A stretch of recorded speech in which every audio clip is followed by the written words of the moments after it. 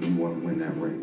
Just because I had a great year last year doesn't mean that it's time to sit back and take off for next year. What's been very impactful and very important with Gangsta Grills and my brand, it's always been connected with something fresh, something new.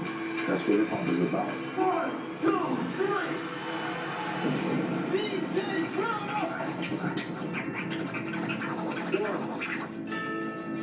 1, 2.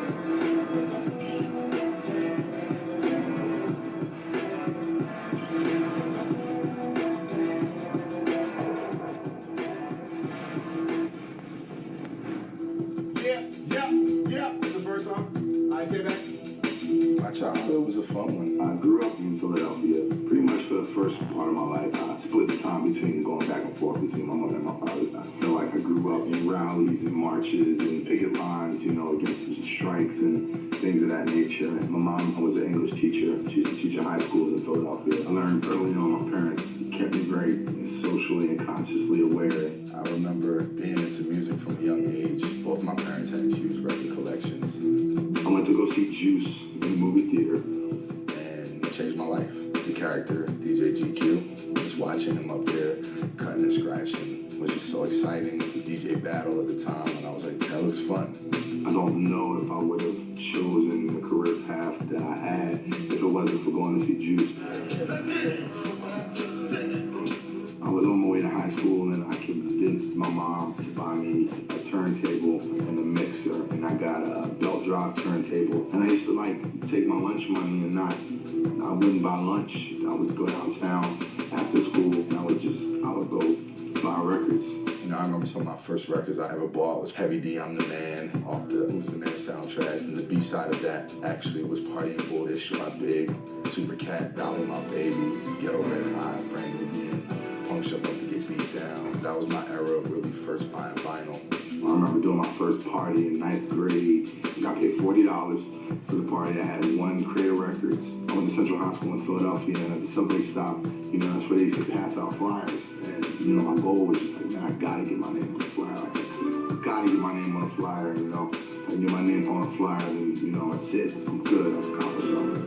There was an emerging Philadelphia music scene at the time, various groups, and I was a youngster. I would sneak out and go to shows, and I really got to witness the roots get on. So for me, I was like, wow, you can really do this. And I made my first mixtape when I was in high school, and I used to sell out of my locker for like $4, and I would make a list of what was on it. So I started my DJ career in those days. DJ Drama! When the beat drop! When the beat drop!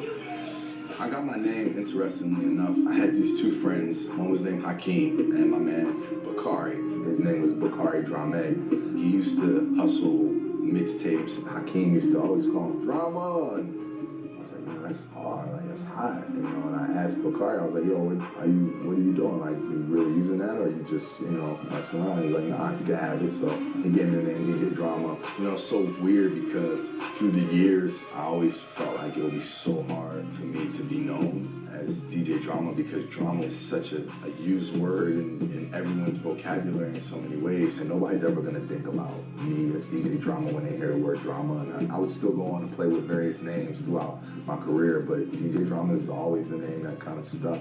Facts. You can look them up. It's all there. Fast forward a couple years, I wound up getting an academic scholarship to Clark Atlanta University. I met my friend DJ Sense. We met in our dorm. He had kind of already heard of me from just being around the Philly scenes. A year later, Don Cannon comes to Clark Atlanta University as well. And everybody tells him, yo, you got a new drama. And, you know, he tracks me down and tells me he makes beats. And I actually wound up giving his beat tape a listen. I was like, oh, this gets fired.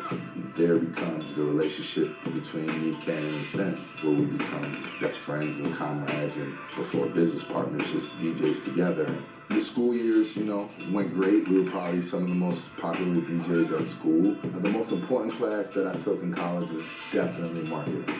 you know, I think about everything that I was doing at the time, and it was pretty much marketing. I remember putting my own business plans together. I used to murder Kinko's, you know, when we had to make our own covers. And when I got out of school, I was like, well, I'm gonna try to do this thing on my own.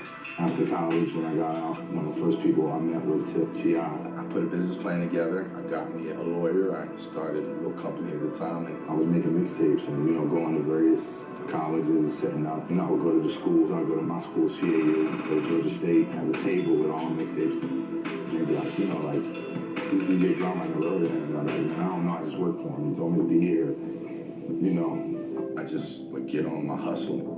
I've had a couple of I made it moments. I definitely could say, like, when we got raided in 2007, and I say we, I'm talking about affiliates and myself, Guy Cannon and DJ Sense, did shock the world at the time. We got hit with the RICO, which is what they hit crime bosses with, you know what I'm saying? Here I was making music and doing mixtapes and working with your favorite artists, and, you know, they didn't find nothing but mixtapes. But I just remember the reaction from people after that. Billboard magazine, a couple months before that, it came to me and asked me to do them somewhat of a favor, and I was like, well, you know, can I get a cover? And they were like, you know, we don't put DJs on the cover of Billboard. After I got raided, you know, they came to me like, so if you give us the exclusive, you know, we'll give you the cover. So hence I wound up on the cover of Billboard magazine.